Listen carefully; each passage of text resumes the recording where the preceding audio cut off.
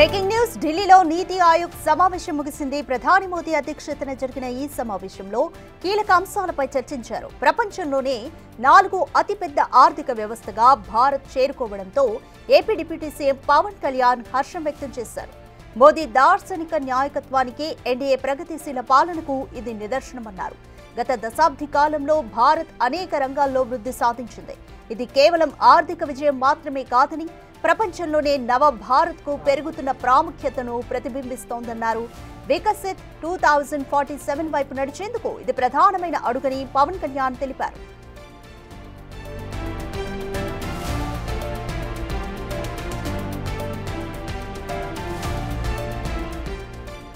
దేశ GDP $4 trillion చేరుకోవడంతో Bharat ప్రపంచంలో 4వ అతిపెద్ద ఆర్థిక వ్యవస్థగా అవతరించింది. జపాన్ను అధిగమించి ముందుకు దూసుకెళ్లింది. అమెరికా, చైనా, జర్మనీ మాత్రమే భారత్ కంటే ముందున్నాయి. మరో 3 ఏళ్లలో భారత్ 3వ అతిపెద్ద ఆర్థిక వ్యవస్థగా అవతరించనుందని నీతి ఆయోగ్ సీఈఓ బీవీఆర్ సుబ్రహ్మణ్యం వెల్లడించారు.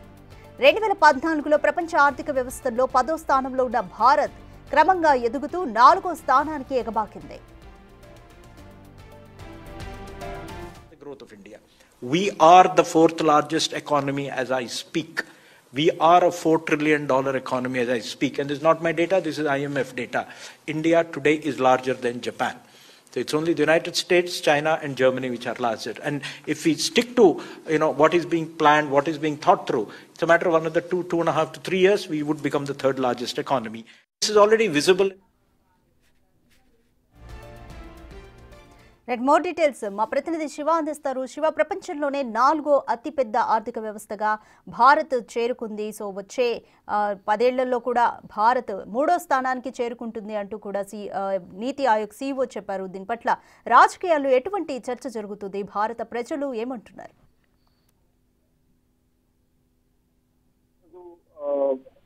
ప్రధాని నరేంద్ర మోడీ అధ్యక్షతన ఎన్డీఏ కూటమికి సంబంధించిన పార్టీలకు సంబంధించిన అంటే పాలిత రాష్ట్రాల ముఖ్యమంత్రుల సమావేశం జరిగింది. సమావేశంలో ప్రధానంగా పలు కీలక అంశాలపై ప్రధాని నరేంద్ర మోడీ అధ్యక్షతన జరిగిన ఈ ఎన్డీఏ కూటమి పాలిత రాష్ట్రాల ముఖ్యమంత్రులు, ఉప ముఖ్యమంత్రుల సమావేశంలో పలు కీలక నిర్ణయాలు తీసుకున్నారు. పలు తీర్మానాలు కూడా చేసినట్టు తెలిసింది. ముందు చెప్పినట్టుగా ప్రపంచ 4వ ఆర్థిక రంగంలో వృద్ధి చెందినది కూడా నీతి ఆయోగ్ సీఈఓ కూడా తెలియజేశారు. మొత్తంగా చూస్తుంటే ఏదైతే రోజు రోజుకు కూడా ప్రపంచంలో 4వ అతిపెద్ద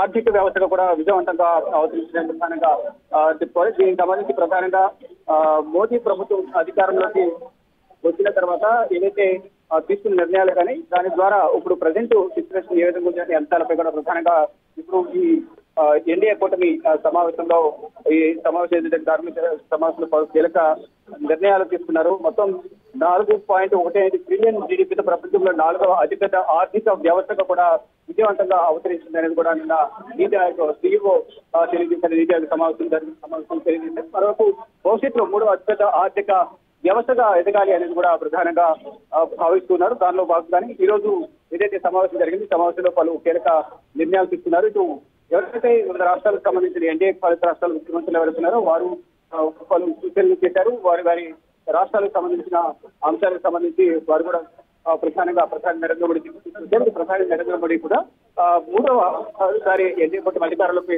వచ్చిన నేపథ్యంలో తీసుకున్న నిర్ణయాలు కానీ ఇప్పుడు తీసుకుపోయే అంశాలకు సంబంధించి అంటే గుడ్ గవర్నెన్స్ కానీ ఆర్థికంగా బలోపేతం కావాలంటే ప్రపంచంలోనే 4వ అతిపెద్ద ఆర్థిక వ్యవస్థ ఉన్న భారత్ ను 3వ అతిపెద్ద ఆర్థిక వ్యవస్థగా బలోపేతం చేయాలంటే ఇటువంటి నిర్ణయాలు తీసుకోవాలి అనే అంశాలపై కూడా ప్రధానంగా ఈ రోజు జరిగిన ఎన్డీఏ కూటమి పాలిత రాష్ట్రాల ముఖ్యమంత్రుల సమావేశంలో పలు కీలక నిర్ణయాలు తీసుకున్నారు. అంటే ఈ విధంగా కేవలం ఆర్థిక పరిధి మాత్రమే కాదు, మొత్తం ఏదైతే రాష్ట్రాలకు సంబంధించిన సీఎంలు ఎవరైతే ఉన్నారో వారి అభిప్రాయాలు అంటే 4వ అతిపెద్ద ఆర్థిక వ్యవస్థకు ఎదగడమే కాదు, భవిష్యత్తులో కూడా మరింత ముందుకు వెళ్ళాలి, ఆర్థికంగా బలోపేతం కావాలి, దేశం అభివృద్ధి చెందాలి అనేది ప్రధానంగా అంటే డెవలప్ చెందిన దేశాలు ఏవైతే ఉన్నాయో ప్రపంచ దేశాలు వాటి సరసన భారత్ కూడా నిలబడాలి అనే ఉద్దేశంతో అందరూ కూడా ముందుకు సాగాలి. ఆ విధంగా కూడా ఒక టీం ఇండియాగా అందరూ కలిసి పనిచేయాలి అనేది కూడా ప్రధానంగా ప్రధాని నరేంద్ర మోడీ నిన్న నీతి ఆయోగ్ సమావేశంలో సూచించారు. ఇప్పుడు కూడా ఈరోజు కూడా ప్రధానంగా ఎన్డీఏ కూటమికి సంబంధించిన పలు కీలక నిర్ణయాలు తీసుకోవడంతో పాటు భవిష్యత్తులో ఎన్డీఏ కూటమి అంటే ఎన్డీఏ ప్రభుత్వ పాలన ఏ విధంగా ఉండబోతుంది, గత 10 సంవత్సరాల కాలంలో ఏ విధంగా ఉంది, ఇప్పుడు రానున్న రోజులు ఏ విధంగా ప్రభుత్వ పాలన ఉండబోతుంది, భవిష్యత్తులో రానున్న అసెంబ్లీ ఎన్నికలు ఏవైతే ఉన్నాయో ఇటు బీహార్ కానీ జార్ఖండ్, తమిళనాడు, ఇతర కొన్ని రాష్ట్రాల్లో ఎన్నికలు రాబోతున్న నేపథ్యం అక్కడ కూడా ఎన్డీఏ కూటమి ప్రభుత్వమే ఏర్పడాలి అనేది ప్రధానంగా వారందరికీ దిశానిర్దేశం చేశారు. మరోవైపు ఆపరేషన్ సింధూర్ విజయవంతం అవడం పైన ఇప్పటికే ప్రధాని నరేంద్ర మోడీకి భద్రతా బలగాలు ధన్యవాద తీర్మానం తెలియజేసి దానికి సంబంధించి మరోవైపు జనాభా లెక్కలకు సంబంధించి కూడా ఈరోజు జరిగిన సమావేశంలో ఒక తీర్మానం చేశారు. వీటితో పాటు పలు కీలక అంశాలకు సంబంధించి కానీ ఏదైతే యోగా దినోత్సవం కానీ మరోవైపు 50 సంవత్సరాలు పూర్తి చేసుకున్న ఎమర్జెన్సీ పూర్తి చేసుకున్న సందర్భం దాని ఇటు కాంగ్రెస్ ఈ ఆపరేషన్ సింధూర్ సమయంలో వ్యవహరించిన తీరుకు సంబంధించి వీటన్నిటిపై కూడా ప్రధానంగా ఈరోజు జరిగిన సమావేశంలో చర్చించినట్టు తెలుస్తుంది. వీటితో పాటు కొన్ని తీర్మానాలు కూడా చేశారు. దానికి సంబంధించి అధికారికంగా మరి కాసేపట్లో మీడియా సమావేశం కూడా ఏర్పాటు చేయబోతున్నట్టు తెలుస్తుంది. మొత్తంగా చూసుకుంటే ఇది ఎన్డీఏ కూటమి ప్రాంతాలకు సంబంధించిన పాలిత రాష్ట్రాల ముఖ్యమంత్రులతో సమావేశంలో రాధిక. శివ, భారత్ ప్రపంచంలో 4వ పెద్ద ఆర్థిక వ్యవస్థగా అవతరించడం పట్ల ప్రముఖులు AP deputy CM Pawan Kalyan కూడా స్పందించారు, హర్షం వ్యక్తం చేశారు. ఇంకా ప్రముఖులు ఎవరెవరు దీనిపై స్పందించారు?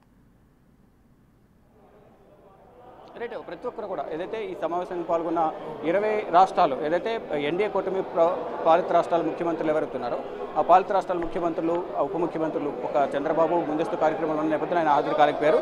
మిగతా వారందరూ ప్రతి ఒక్కరు కూడా ఈ సమావేశానికి హాజరై వారి అభిప్రాయాలను వ్యక్తం చేస్తారు. అంటే 4వ అతిపెద్ద ఆర్థిక వ్యవస్థగా ఎదిగిన నేపథ్యంలో భవిష్యత్తులో 3వ అతిపెద్ద ఆర్థిక వ్యవస్థగా ఎదగడానికి తీసుకోవాల్సిన చర్యలు కానీ ఇటు కేంద్ర ప్రభుత్వంతో రాష్ట్ర ప్రభుత్వాలు కూడా సమన్వయంగా ఒకరికొకరు సహకరించుకుంటూ ముందుకు వెళ్లాలనేది కూడా ప్రధానంగా దీంట్లో వారి అభిప్రాయాలను వ్యక్తం చేసిన పరిస్థితి కనిపిస్తుంది. దీనిలో భాగంగానే ఈరోజు జరిగిన సమావేశంలో ముఖ్యమంత్రులు, ఉప ముఖ్యమంత్రులు అందరూ కూడా ఒక్కొక్కరు కూడా వారి అభిప్రాయాలను అయితే వ్యక్తం చేస్తారు. దానిలో భాగంగా ప్రధానంగా పవన్ కళ్యాణ్ కూడా పలు అంశాలకు ప్రధానంగా ప్రధాని నరేంద్ర మోడీ దృష్టికి తీసుకొచ్చారు. దాంట్లోనే ప్రధానంగా గత దశాబ్ద కాలంలో ఏదైతే 2014 నుంచి ఎన్డీఏ ప్రభుత్వం యొక్క ప్రగతిశీల పాలన ఎలాగుందనేది కూడా ఇప్పుడు 3వసారి అధికారంలోకి రావడానికి అదొక మెట్టుగా కూడా పనిచేసిందని కూడా ఆయన తెలియజేశారు.